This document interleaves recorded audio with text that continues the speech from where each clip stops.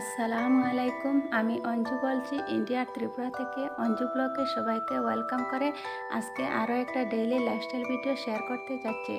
আশা করি আমার এই ভিডিওটি আপনাদের কাছে ভালো লাগবে। আপনারা যে যেখান থেকে আমার ভিডিওটি দেখছেন আশা করি সবাই ভালো আছেন। আমি আলহামদুলিল্লাহ আপনাদের দোয়ায় ভালো আছি। আজ একদম সকালবেলা থেকে আমার ভিডিওটি শুরু করছি। এখন সকাল 7টার মতো বেজে গিয়েছে। আমরা কিন্তু ফজরের নামাজ পড়ে এরপর সকালের নাস্তা করে নিয়েছি। এরপর আমি এখন রান্না করব, এজন্য একটু বাহিরে বের হয়েছি, একটু মিষ্টি কুমড়োর পাতা তুলব এজন্য। আর আমাদের কাছে অনেকগুলা লাউ ধরেছে, এগুলো আমি আপনাদের সাথে শেয়ার করলাম। আর গতকালকে কিন্তু খুবই গরম ছিল, আর রাত্রে বৃষ্টি দেওয়ার জন্য আজকে গরম একটু কম লাগছে, তবুও অনেক গরম আছে। কালকের থেকে 2 ডিগ্রি কম আছে আজকে। এই তো গরমের মধ্যে কোনো কিছু খেতে ভালো লাগছে না, এজন্য আজকে আমি ধুন্দল দিয়ে, বা আমরা এটাকে পুরল বলি, এটা দিয়ে আর আলু দিয়ে আর একদম ছোটো ছোটো মাছ দিয়ে একটা পাতলা ঝোলের মতো বানাবো। আর আমার হাজব্যান্ড বলেছেন উনি ভাজি খাবেন, এজন্য আমি 2টা ধুন্দলকে ভেজে নেব। এই তো দেখতে পাচ্ছেন এখানে আমি এগুলাকে অফ ক্যামেরায় এখন কেটে পরিষ্কার করে নেব। এটা আপনাদের সাথে শেয়ার করব না, একেবারে আমি যখন রান্না করব তখন আপনাদের সাথে শেয়ার করব।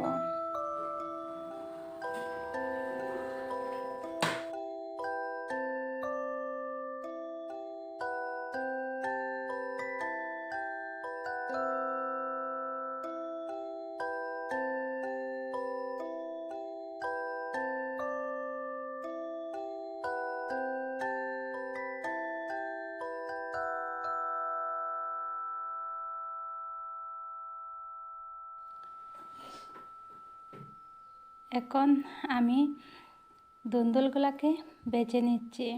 এই তো প্রথমে আমি পেঁয়াজ রসুন কুচি দিয়েছি, আর একটু অল্প করে হলুদ গুঁড়া দিয়েছি যাতে কালারটা সুন্দর আসে, এজন্য। এরপর আমি একটু স্বাদ অনুযায়ী লবণ দিয়েছি। দেওয়ার পর এটাকে ভালোভাবে চামচের সাহায্যে মিশিয়ে নিয়ে ঢাকনা দিয়ে ঢেকে ভেজে নিয়েছিলাম। এগুলো আর আপনাদের সাথে শেয়ার করা হয়নি, আমি অফ ক্যামেরায় করে নিয়েছি। এরপর আমি অন্য চুলায় ধুন্দুল দিয়ে আলু দিয়ে যে ঝোল করব, এটার জন্য কিছু ছোটো মাছ ছিল করে এগুলাকে তেলের মধ্যে ভেজে নিচ্ছি। ভেজে নেওয়ার পর আমি এগুলাকে রান্না করে নেব। এই তো দেখতে পাচ্ছেন এখানে আমি সব কিছু কেটে ধুয়ে রেখে দিয়েছি, আর মাছগুলাও আমার এদিকে ভেজে নেওয়া হয়ে গেছে। আমি এখন তুলে নিয়েছি। নেওয়ার পর আমি এই তেলের মধ্যে পেঁয়াজ রসুন কুচি দিয়েছি। দেওয়ার পর এগুলাকে কিছু সময় ভেজে নেওয়ার পর আমি গুঁড়া মশলাগুলা দিয়েছি, হলুদ, মরিচ, ধনে দিয়ে আমি এভাবে একটু কষিয়ে নিয়েছি। নেওয়ার পর এর মধ্যে আমি সবজিগুলো এর মধ্যে দিয়ে স্বাদ অনুযায়ী লবণ দিয়েছি, দিয়ে ভালোভাবে উল্টে পাল্টে সব কিছু মিশিয়ে নিয়ে ঢাকনা দিয়ে ঢেকে 3-4 মিনিট রান্না করে নিয়েছিলাম।